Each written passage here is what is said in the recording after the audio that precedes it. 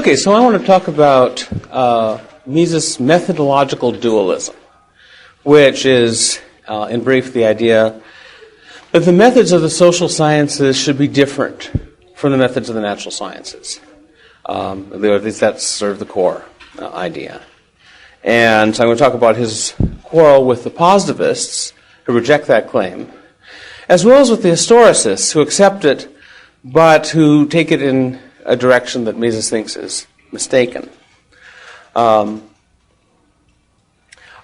this is going to have to do essentially with Mises' idea that the fundamental principles of social science, and particularly of economic theory, are a priori. Nope, you put them wherever. I'll forgive you someday after I've gotten over the pain. The idea that these fundamental principles are a priori is something that puts Mises at odds with both the positivists and the historicists.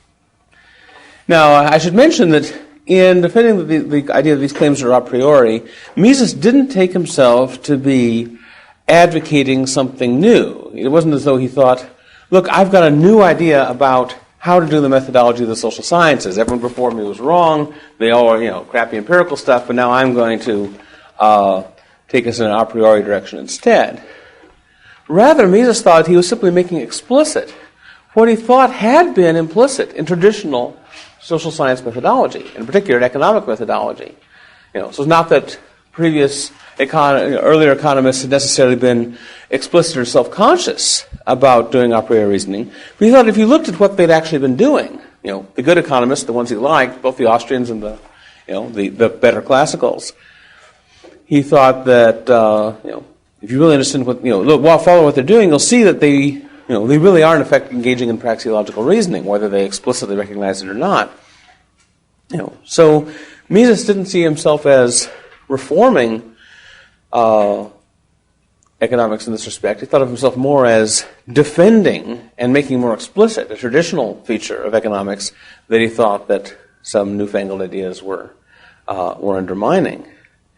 Now, it's possible that he might have underestimated the extent to which he was being being innovative. I remember that a colleague of mine in grad school wrote a short story. We would cut back and forth between Thomas Aquinas in the past and a philosopher in the present. And the moral of the story was that all that the modern philosopher wanted to do was to come up with something original and innovative. And at the end of his career, he realizes that in fact he's just, he hasn't been original. He's simply been following the tradition. And then Aquinas, all he wants to do is follow the tradition. At the end of life, he has the horrible realization that he's been original. So it's a matter of dispute which side you want to put Mises on.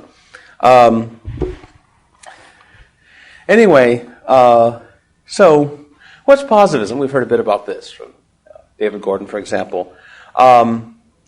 We should distinguish between just positivism and logical positivism, although people nowadays often use positivism as short for logical positivism.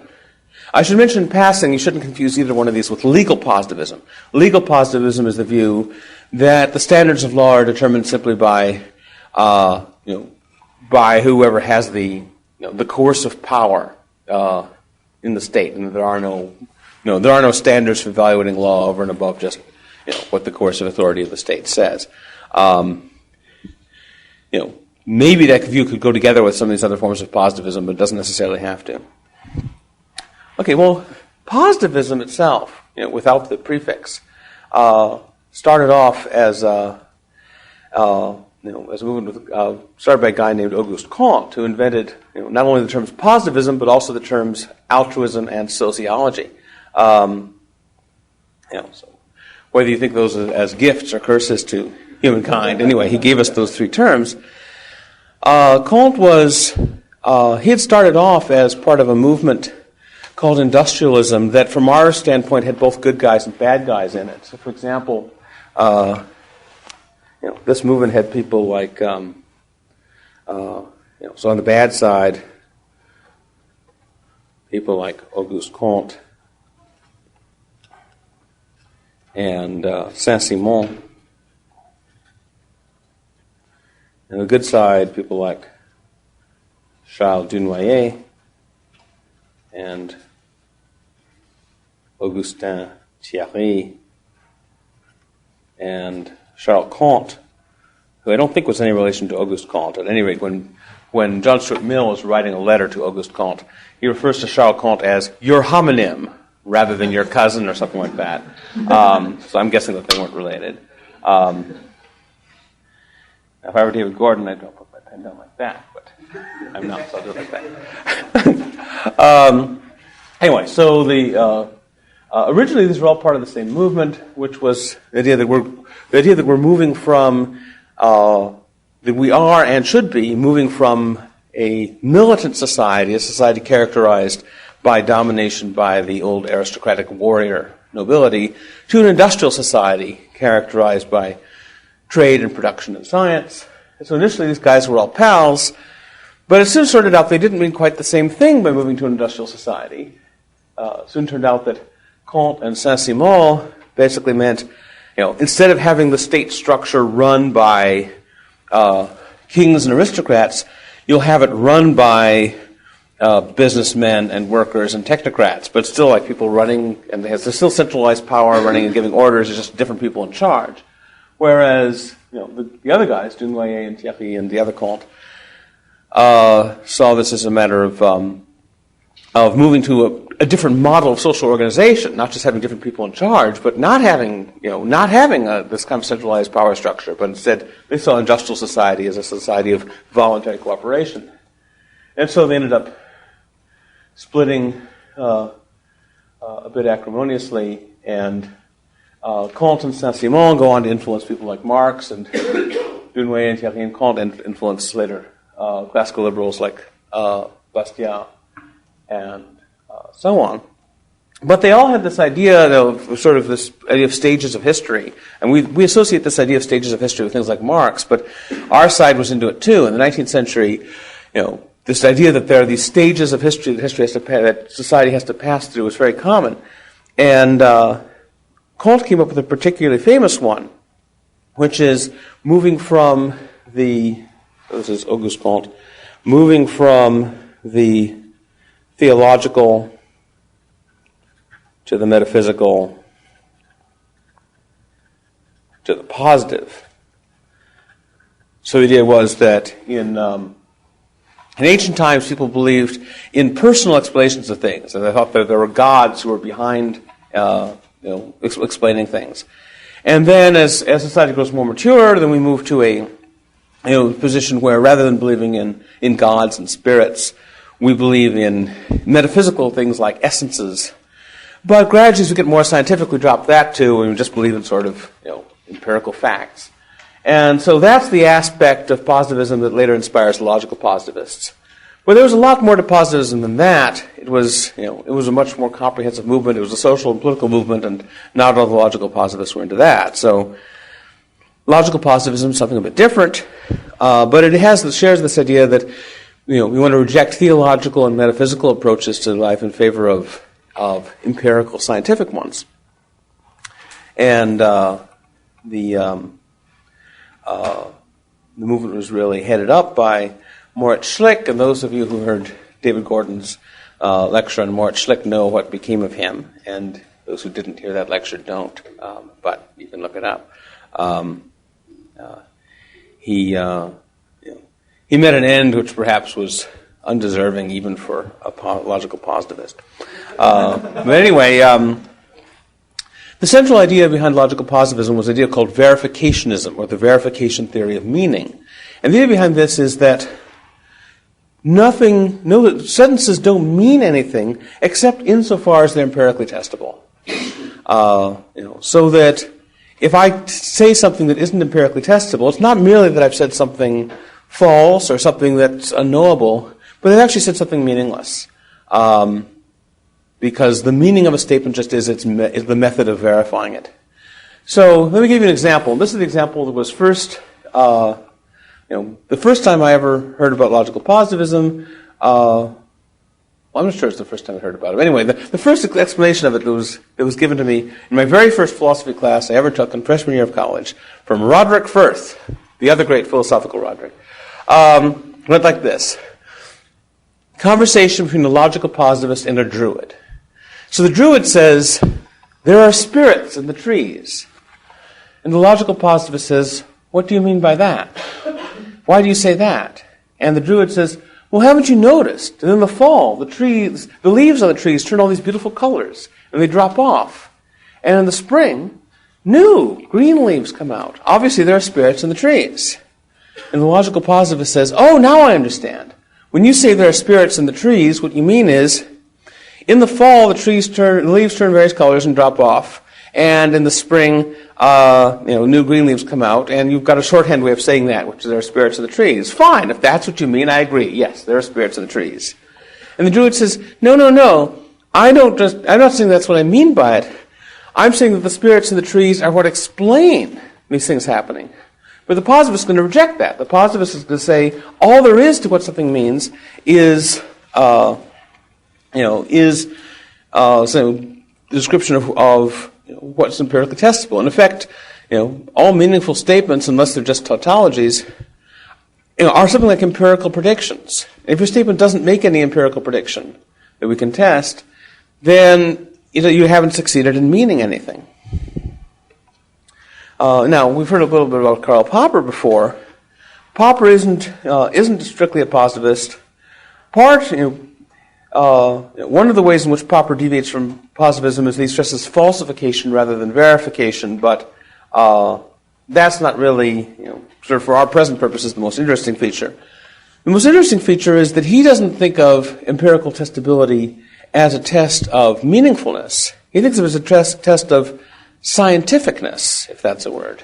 So he was interested not so much in meaning as in what he called the demarcation problem, which is how do you distinguish science from other stuff?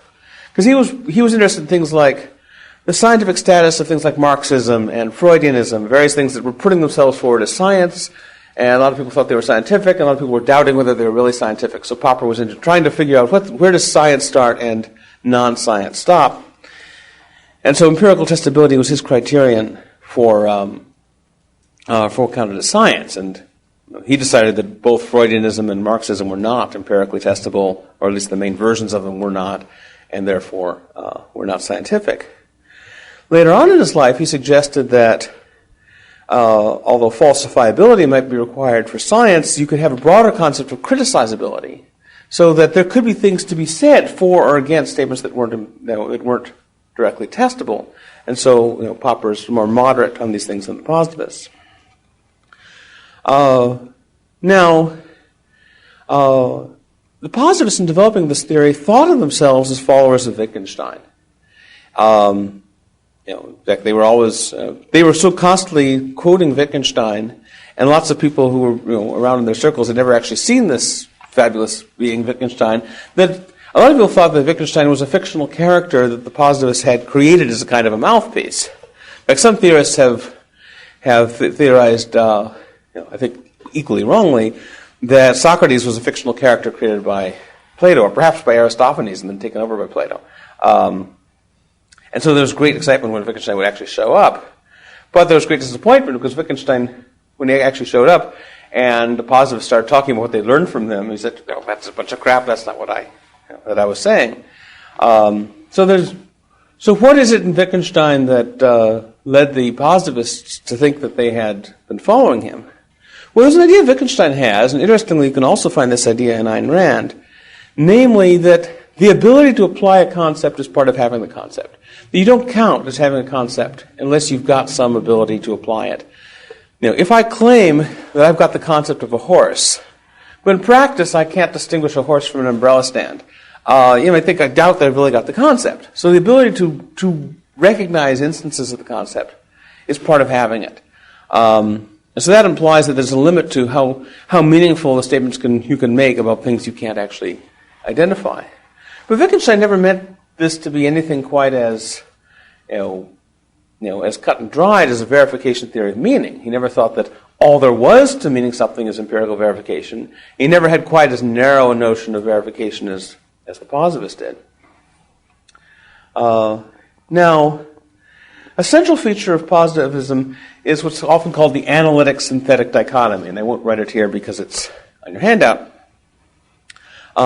So this idea, in the form that the positivists accepted it, and likewise in the form that the Popperians accepted, which is a little bit different from its original form, there's the idea that there are two kinds of statements. There are analytic statements and synthetic statements. And analytic statements are statements that are, as we tend to say in ordinary language, true by definition. So, for example, if I say all bachelors are unmarried, that would ordinarily be regarded as an analytic statement. Because it's just true by definition. I'm just unpacking what is contained implicitly in the concept of bachelor. It's part of the definition of bachelor that a bachelor be unmarried. There's some dispute as to what the definition of bachelor is. If you think it means unmarried man, then there's a question of whether the Pope counts as a bachelor. And so some people want to say, well, maybe it should be unmarried man eligible to marry or something like that. But clearly unmarried is part of the definition, whatever else belongs there. And therefore, analytic statements aren't empirical and don't have to be. You don't have to do empirical tests to find out whether there are any married bachelors. They'll go and investigate, saying, well, so far all the bachelors we've met turn out to be unmarried, but maybe there's some married bachelors somewhere. No. So those statements are true and they're not empirical, but the positivists think that's okay because they're just sort of specifications of language use. When I say that all bachelors are unmarried, I'm not really giving you information about the world. I'm not really telling you some new fact about bachelors. I'm just reminding you of how the word bachelor is used. Whereas if instead I say something like, all bachelors are shorter than 10 feet tall, well, that may be true. I don't know if that's true or not, but it's probably true. At least we confine ourselves to humans. Who knows what Martian bachelors are like, but lower gravity, you could grow taller. But you can't just by thinking about the concept of bachelor, that's not enough to guarantee that all bachelors are shorter than 10 feet tall. You have to go out and do empirical investigation in the world to find out how likely that is. And so the positivists thought that there are empirical statements, synthetic statements. They're called synthetic because you're putting two different concepts together, like bachelor and being shorter than 10 feet. Where analytic statements, the idea is that you're not synthesizing two different concepts, you're simply unpacking or analyzing what's already in the concept. And so they thought that the analytic statements are simply true by definition, and every statement that isn't analytic, the synthetic statements, are all discovered empirically. However, the terminology of analytic and synthetic actually comes from Immanuel Kant. And Kant actually thought there was a third category of things that were synthetic, but a priori. Things that you could really figure out just by thinking about them, but weren't merely true by definition. And one of Kant's examples of this is mathematics. Now, the positivists thought that mathematics was analytic. They thought 2 + 2 = 4 was true by definition. Kant didn't think so, because Kant thought, all right, take the claim that 2 + 2 = 4. Suppose you claim that's true by definition. Well, by definition of what? What's the definition in virtue of which 2 + 2 has to equal 4? Well, you could say, well, my definition of 4 just is 2 + 2. I could define 4 as 2 + 2. But of course, that would make 2 + 2 = 4 analytic, but then that's going to be synthetic. So you're going to have a problem. And so Kant thought that what this showed is that mathematics is not true by definition. But nevertheless, it's true by thinking about it. You don't have to do empirical research to figure it out. And so Kant's conclusion was that these things are synthetic, but a priori. Now, the positivists didn't like that. They didn't like this category of synthetic a priori truths. And they tried to find an alternative to it, and that's one reason that the project of trying to reduce mathematics to logic was very popular in the early 20th century. Because somehow, all right, so you can't get 2 + 2 = 4 by defining 4 as 2 + 2, but couldn't we maybe define plus and equals and define 1 and define the successor concept of 1, and somehow starting off with a bunch of definitions and logically deriving from them the whole body of mathematics? Could we do that in a way that would ultimately make all of mathematics derivable from analytic truths? Bertrand Russell famously attempted to do this and spent, 386 pages before he finally got to the proof that 1 + 1 = 2. Getting to 2 + 2 = 4, I don't know. I mean, maybe another 500 pages for that.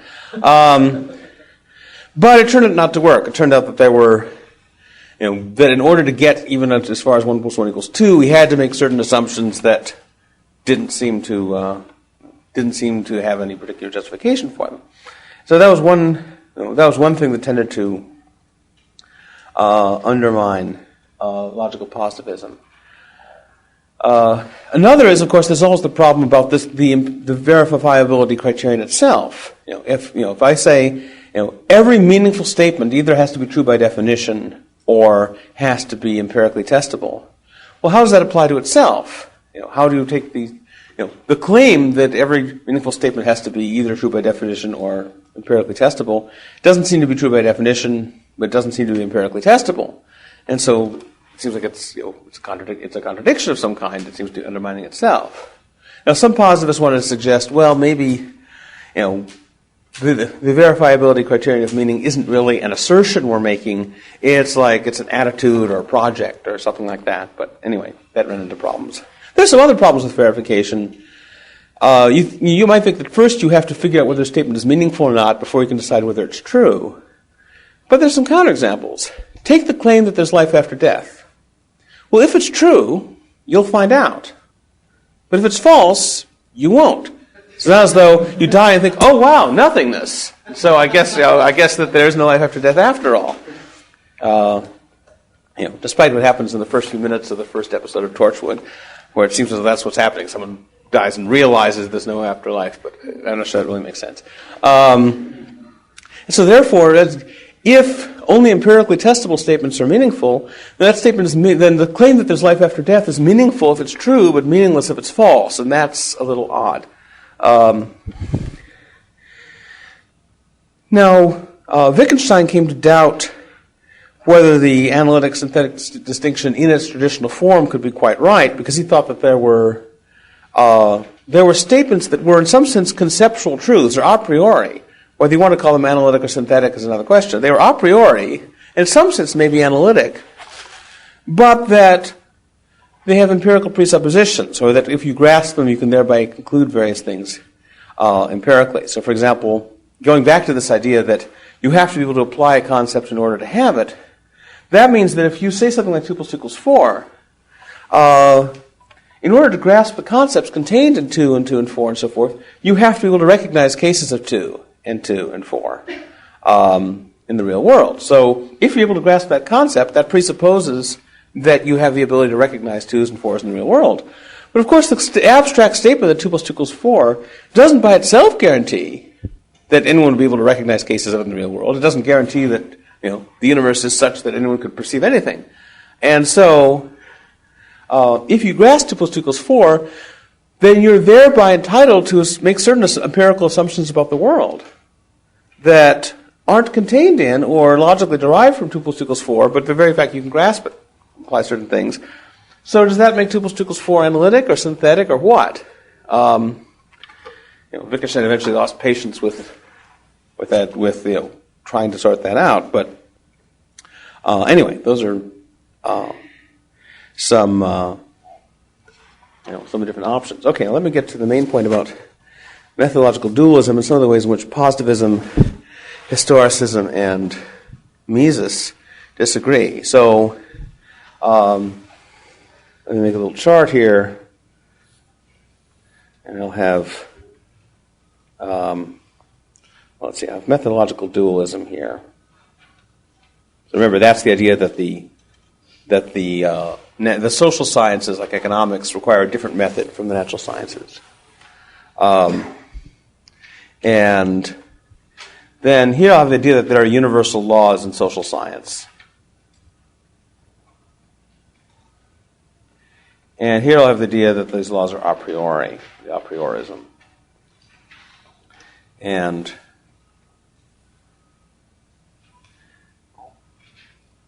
then here we have the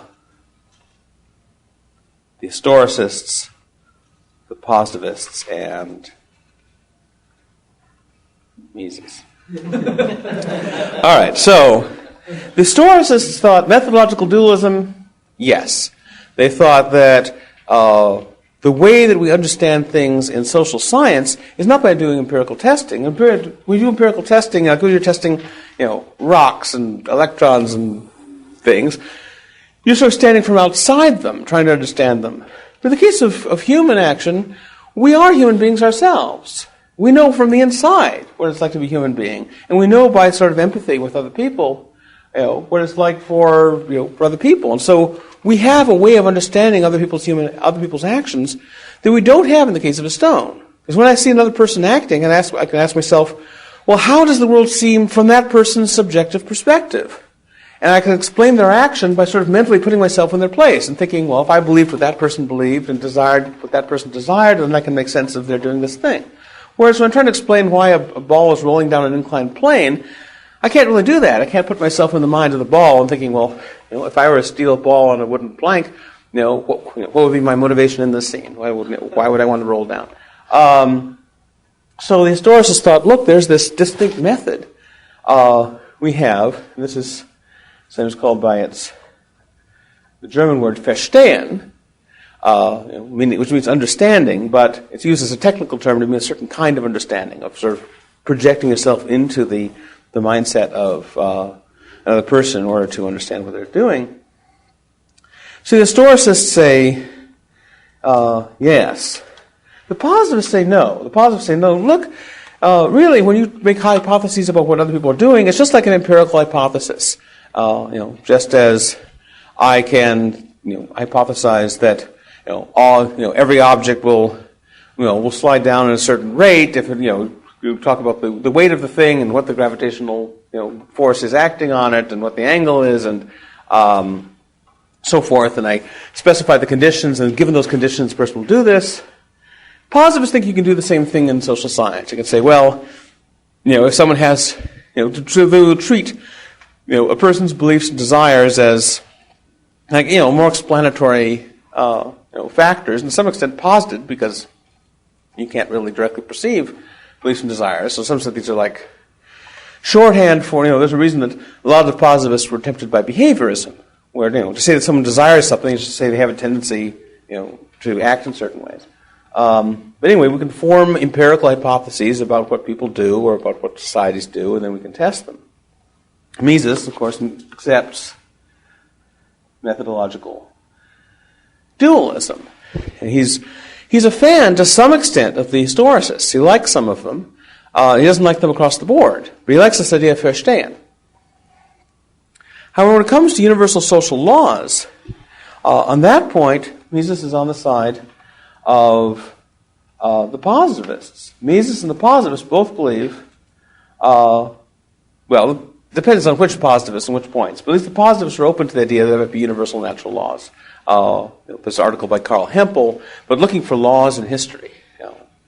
And as David Gordon pointed out in his talk, Hempel never gives an example of one of these laws. An example like if you are a dictator who's been told, or a potential dictator who's been told not to cross a certain river, but your initials are JC, you'll cross it, or I'm not sure what the laws are. But whereas the historicists didn't think there were universal laws, and the reason is that the historicists thought that the very fact that the way we understand people is not through empirical regularities but through verstehen, that's precisely the reason that they thought there couldn't be universal social laws. Because they thought there's no universal truth about what people do. What people do depends on what they believe and what they desire, and there's no guarantee as to what people are going to believe and desire. People believe all kinds of different things, and they desire all kinds of different things. In different societies, different kinds of beliefs and desires tend to be dominant in different eras. So there's no particular reason to expect any universality. Now, the reason Mises disagrees with that is, although I've said that Mises is a methodological dualist, there's a sense in which he's really a methodological threalist, or whatever the equivalent word would be. Mises actually thinks that there are three different ways of studying human action. So the positivists, in some sense, think there's just one. You study human action the same way you'd study spheres rolling down an inclined plane. The historicists think, in a sense, there's two. I mean, you could try and study human beings that way. To some extent, you can study some things about them, but you also have to study things by this kind of empathetic entering into their perspective. But Mises has a third way, the praxeological way, which is, whether you want to call it, analytic or synthetic, and Mises actually sometimes suggests that these basic principles of praxeology are analytic. At other places, he suggests they're synthetic a priori. But anyway, they're conceptual truths of some kind, things you grasp by thinking about them. And so they're conceptual truths about the nature of action. And those are universal. Now, particular claims of what particular people happen to want or believe and what they do, those claims are not meant to be universal.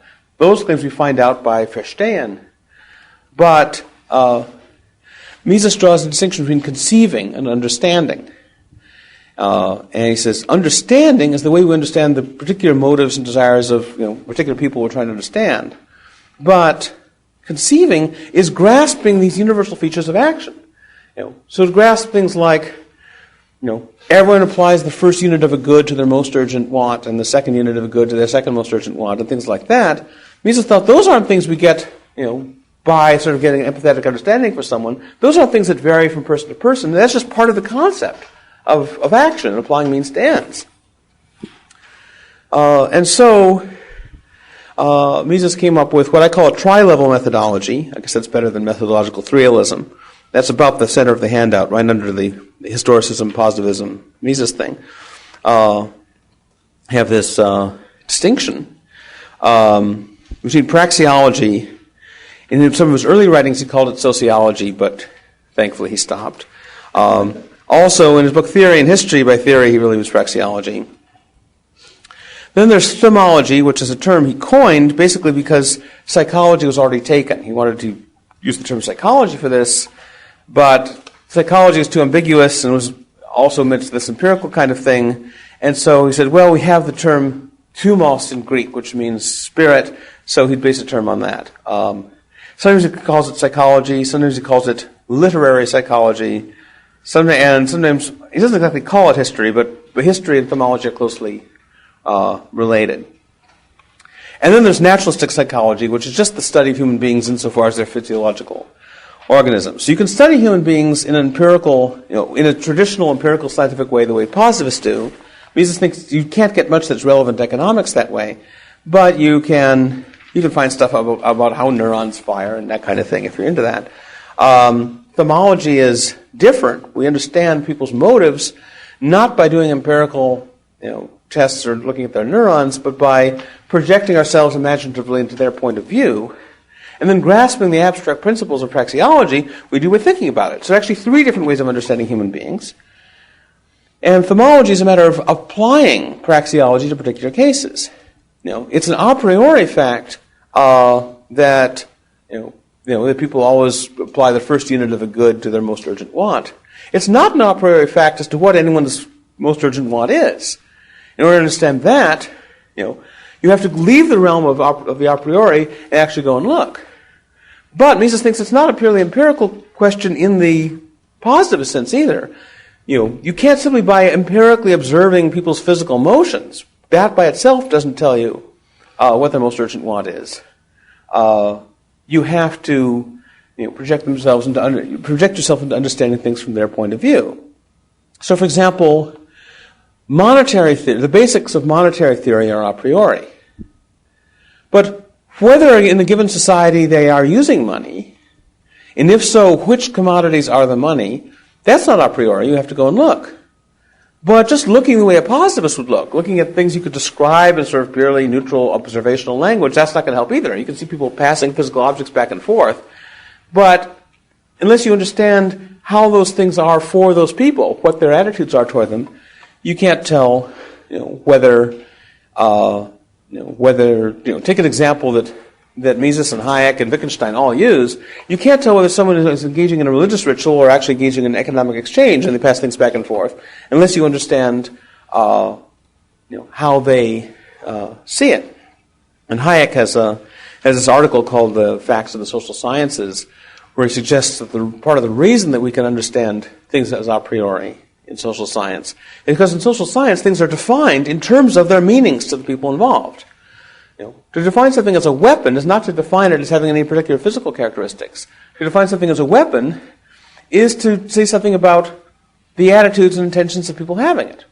Likewise with money. There's no physical characteristic of money. You can't define it as certain kind of object. Money is defined as something that people have a certain attitude towards, something that they're willing to accept in exchange for other things. So this is an important point because Mises is often accused of thinking that we can understand other people's motivations economically purely by doing a priori reasoning. In fact, Milton Friedman has a criticism. Here's one more time to beat up Milton Friedman. Milton Friedman has a criticism of Mises, saying Mises has this view that we can have a purely a priori understanding of other people's motivations. No, Mises never said you can have an a priori understanding of other people's motivations. If you want to understand other people's motivations, you have to go and look. I can't just sit and think, what people want. So praxeology is a priori, but the application of it to particular cases is always empirical. So the problem with historicists and positivists is that neither one of them recognizes apriorism, and Mises does. Now, there's some dispute as to how far Hayek and Mises agree or disagree about this. I mean, Hayek has a couple of pieces that are quite praxeological in their tone. His article that I mentioned before, The Facts of the Social Sciences, which is in Individualism and Economic Order, looks like a very praxeological article. Also, the first half of his book, The Counter-Revolution of Science, looks very praxeological. On the other hand, Hayek is sometimes interpreted as criticizing Mises' apriorism. Although Friedman always thought that Hayek was an a priorist. Anyway, he was too a priori for Friedman. But there's a famous article there's a controversy about. Hayek wrote an article called Economics and Knowledge. Actually, there's several different controversies about it, but I'm just going to talk about one of them. At the time that Hayek wrote it, he took himself to be criticizing Mises. And he thought that some aspects of economics were a priori, but he thought that actually, in order to, he thought there are empirical facts about how people learn that are crucial to understanding economics. Because he thought if people were incapable of learning from their mistakes, then, then the economy wouldn't work at all. And so it's crucial to economic theory that you have some kind of how people are capable of learning. But he thought there's no a priori fact about that. And so he wrote this essay. He didn't say, I hereby attack Mises. He was attacking explicitly some other people. But he had Mises in mind too, at least so he said. And so he gave, with some trepidation, he gave this article to Mises to read. And Mises come back and said, great article. And Hayek was puzzled. He thought he was attacking Mises and Mises liked it. So there's a lot of dispute as to how to interpret Mises' response. Several possibilities. A,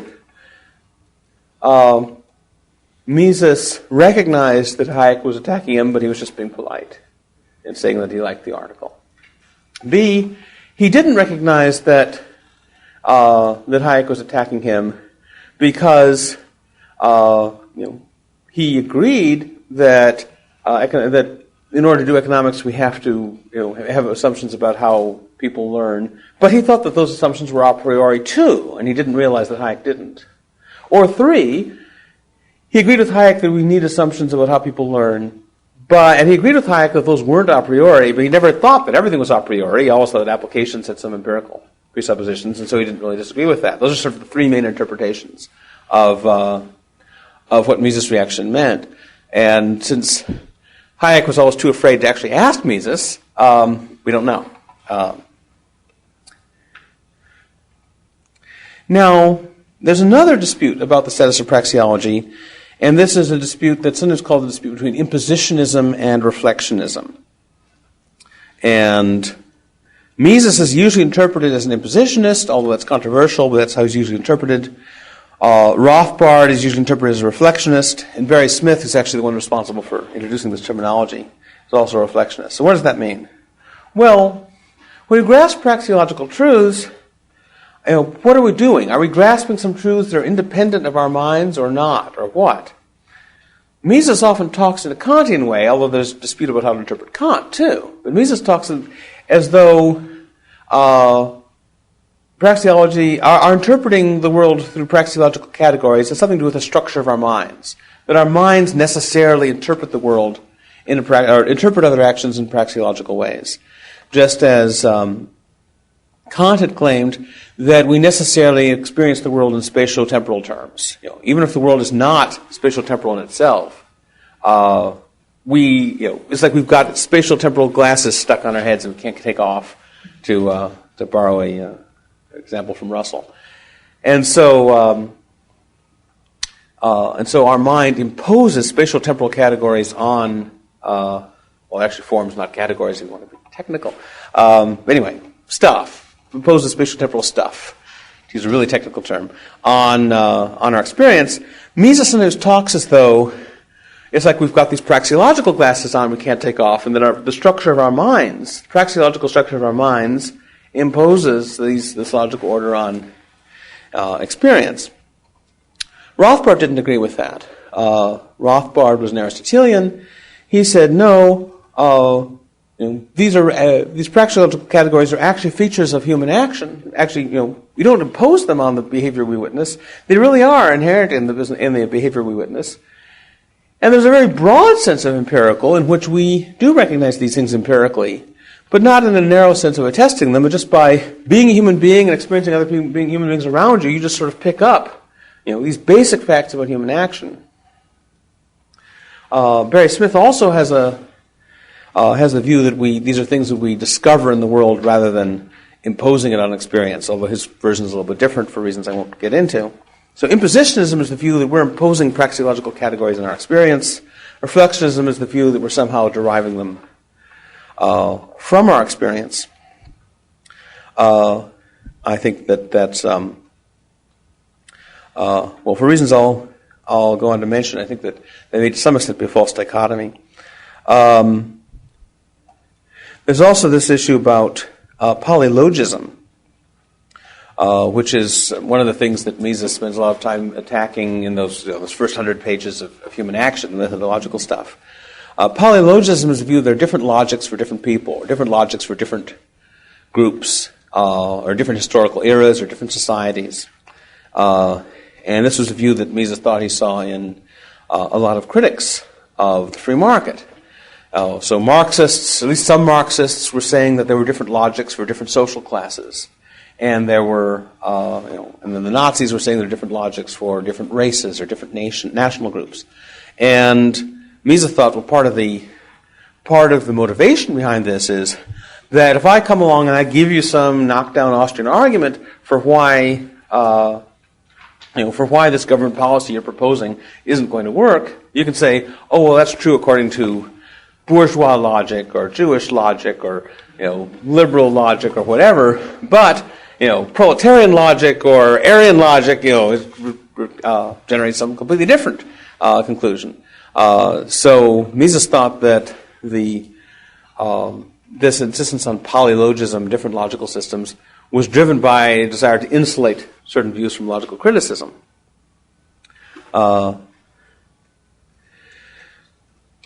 And then there's a question about exactly how we understand polylogism. It could simply be a descriptive claim that different groups operate according to different logics. And that would be consistent with the view that one of those logics is right and all the others are wrong. Or you could be like a normative polylogist and think that they're different, all equally correct logics. And I think it's important for Mises to reject both, because he doesn't just want to say that there's just one right logic, but also he wants to say that everyone in some sense operates according to one right logic. Because if there are some people who really do think illogically, then that might mean that they would apply the first unit of a good to the second most urgent want, and the second unit of good to the ninth most urgent want, or something. You wouldn't be able to apply praxeology to them if they didn't have logical thought. Now, for those of you who heard my lecture yesterday, I talked about this German logician Gottlob Frege.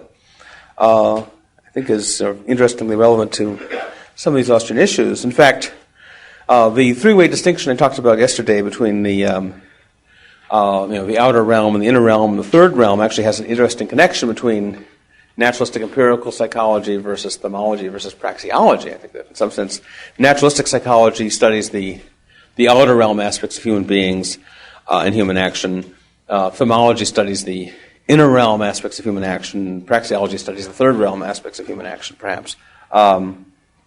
Anyway, Frege was attacking psychologism, which was the tendency to try to reduce logic to psychology. I think there's an interesting relationship between that and polylogism. And part of Frege's argument was, it's wrong to think that you can analyze P implies Q as meaning something like the human mind has a tendency to pass from believing P to believing Q, because that doesn't also distinguish between correct and incorrect logic. So you have to distinguish between psychological laws about what beliefs tend to cause what other beliefs, and laws of truth about what statements being true guarantees what other statements being true.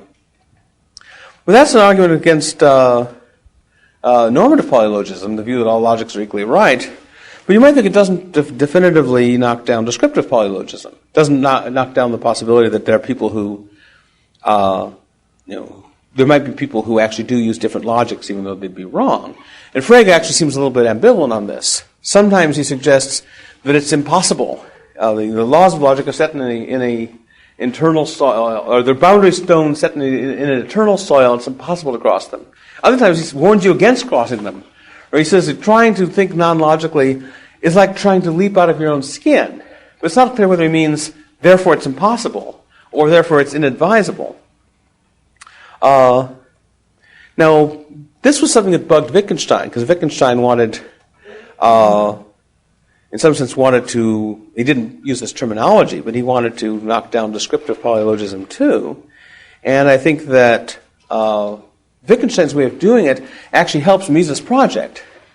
Even though Wittgenstein didn't know anything about Mises, and Wittgenstein knew Hayek, but they didn't get along all that well.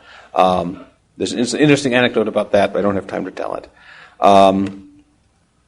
But what's interesting is that Wittgenstein, in his attempt to beat up on the idea that there are different logics, he ends up using a lot of economic examples. Now, he doesn't use them in order to prove something about economics. He's not interested in economics. He's trying to prove something about logic, but he uses economic examples along the way. I mentioned already the example of if people are passing things back and forth, you can't tell whether it's whether it's an economic transaction or not unless you understand how the things appear to them. Anyway, so Wittgenstein gives this example of people who apparently violate economic law. These wood sellers who sell wood or do something that looks like selling wood by how much of the ground a pile of wood covers, without any regard to how high it is. And so if you take a tall, thin stack of wood and you rearrange it so that it's a long, low stack of wood, then they'll pay more for it. And it's not that they're confused. They recognize it. You'll say, well, look, all I did was rearrange it. And they say, yeah, it covers more ground now. And so it's more. And so I'll pay more. And so they don't, it doesn't seem as though they fail to notice something. They just, And so, so you might think, is this a case where we found some people who are violating praxeological law? Or Wittgenstein's interested in knowing whether these people violate logical law. And his answer is, look, what's our ground for saying that they're engaged in buying and selling? It can't just be that they're using the words buying and selling. Because, you can use any words to mean anything. We have to look at their actions. To the extent that they're deviating from what we'd expect from buying and selling, maybe that's a reason to think that these are not economic transactions for them. They may use words that are like our words for economic transactions, but these might be like a religious ritual for them. And Wittgenstein wants to go on to make the point that, if I systematically derive something other than Q from the premises if P then Q and P, then maybe what I'm doing isn't inferring at all. Maybe nothing counts as inference unless it meets these criteria. So that would be a way of addressing that worry about descriptive polylogism. And I think this could also help to clear up the distinction between impositionism and reflectionism. Impositionism sees logic as a constraint that our minds impose on the world. And reflectionism sees the logic as a constraint the world imposes on us. Now, both of those suppose the possibility of something that isn't logic. one suggests that the world would be illogical but for our minds. The other suggests that our minds would be illogical but for the world. But if we can't make sense of anything outside of logic, which is what Wittgenstein is saying here. So, for example, there's no such thing as an illogical inference. If it doesn't follow the rules of logic, it's not an inference. There's no such thing as a not economically irrational transaction. If it's really that economically irrational, it's not an economic transaction at all. So economic categories don't apply to it. Therefore, he thinks that it's wrong to think of logic as a constraint on something that would otherwise be illogical.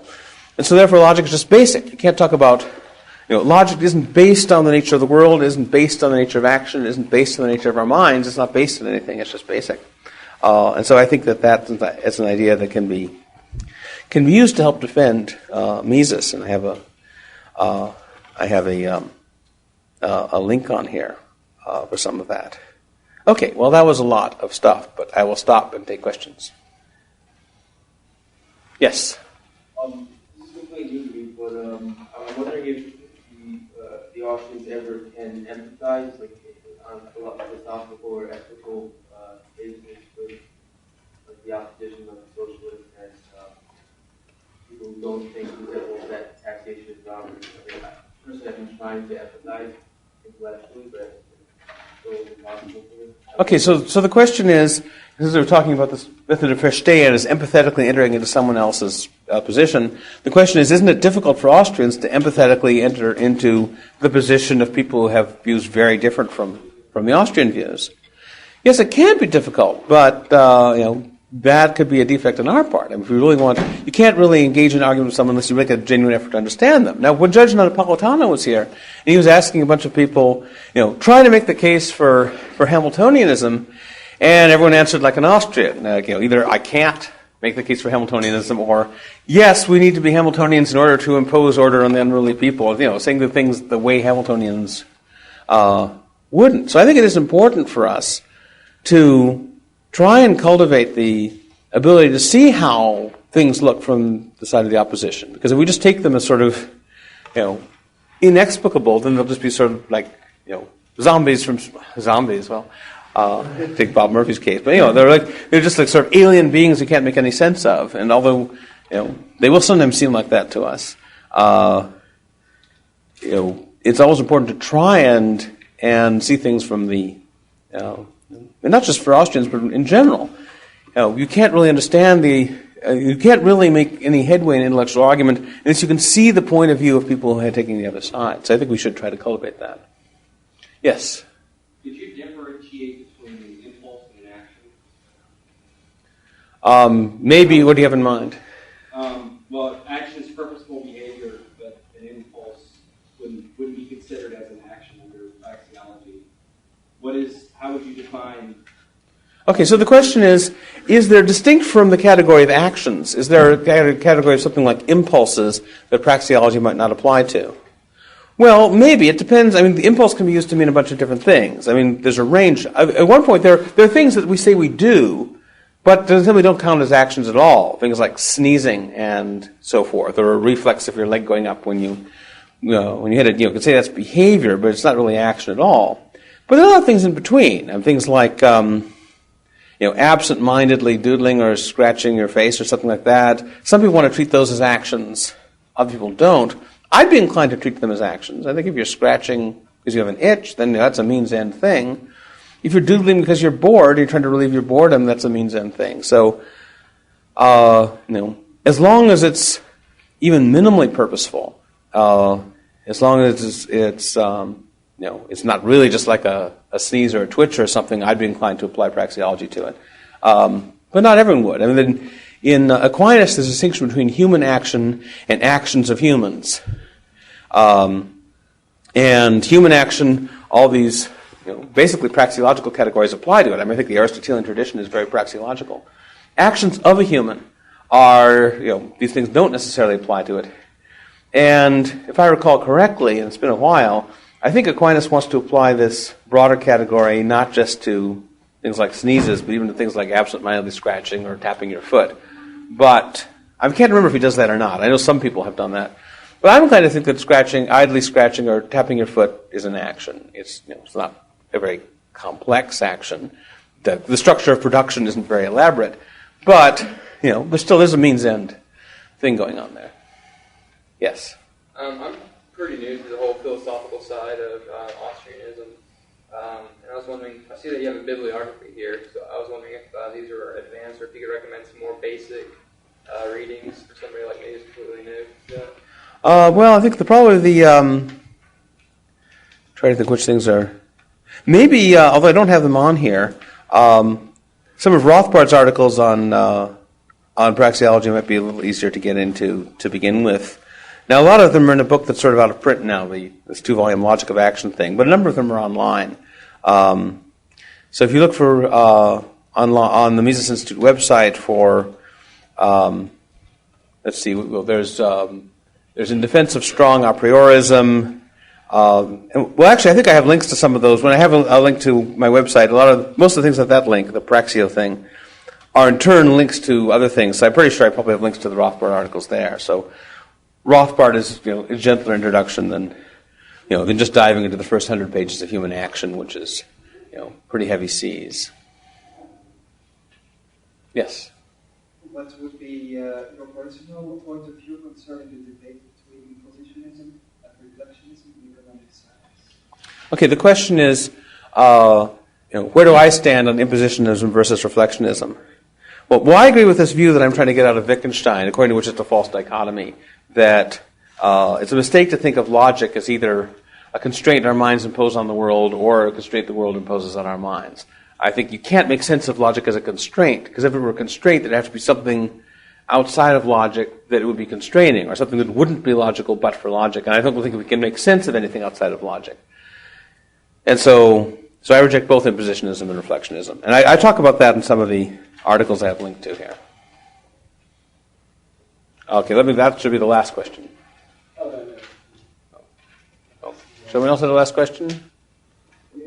I did, but I was going to do exactly what he did and get it in. My question is basically, doesn't logical positivism entail solipsism or even worse, because you can't empirically see your own consciousness?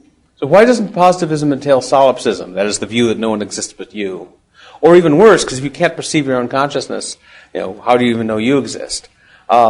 There is an odd thing about positivism is on the one hand it tends towards solipsism because you can't really believe in other people.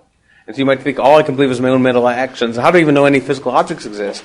On the other hand, it tends to tend toward behaviorism about other people because I can't see your mind. So I think, well, maybe your mental states are really just my shorthand way of talking about your bodily movements. But your bodily movements I can't really believe in either. Maybe that's just a shorthand way of talking about my mental states. So when I say you're angry, what I mean is your body has a tendency to move in certain ways, and by that I just mean I have a tendency to have certain experiences. Now, the positivists generally wanted to say that we could believe in our own mental states because we directly experienced them. It wasn't necessarily sensory perception, but it was a kind of perception. But they did think that you couldn't justify that to anybody else, and so they worried that it wasn't really scientific because it wasn't sort of public, although really if you push this view far enough, it's not clear that anything is public. Okay, we are out of time, so...